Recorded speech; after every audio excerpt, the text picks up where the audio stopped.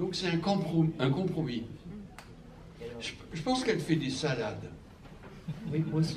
Parce qu'il fraîche, comme ça. Ouais, il y a une sorte de liberté. Ouais. Mais bien fait quand même. Et puis ça vient de la terre, tu vois. Il y a un peu de terre quand elle achète de la laitue. Tu vois la croyance. Moi je la vois très bien. Mais peut-être qu'on ne voit pas tout à fait la même.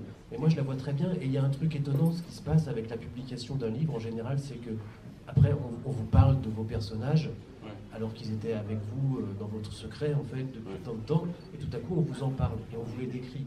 Moi je vous parle d'Emma, on prononce son nom, il y a des gens, vous entendez, tiens Emma, et elle existe tout à coup. Est-ce que ça vous fait cette sensation? Bien sûr. On en a parlé tout à l'heure, mais est-ce qu'elle surgit autrement que comme vous l'aviez imaginé? Elle s'est faite autrement. Sa liberté, c'est là où elle m'a fait un bras d'honneur, quelque part. Où elle m'a dit, je vais où je veux. Déjà, au départ, j'aurais eu tendance à lui dire, t'es sûr de tomber amoureuse de ce mec-là? Elle m'a dit, mais ça ne te regarde pas. Oui, parce que c'est une histoire d'amour aussi.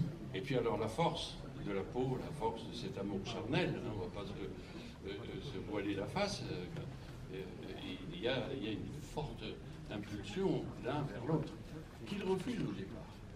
Parce que quand c'est très fort comme ça, on se dit, mais attends, on va peut-être attendre un peu. Si ça il ne refuse pas longtemps quand même.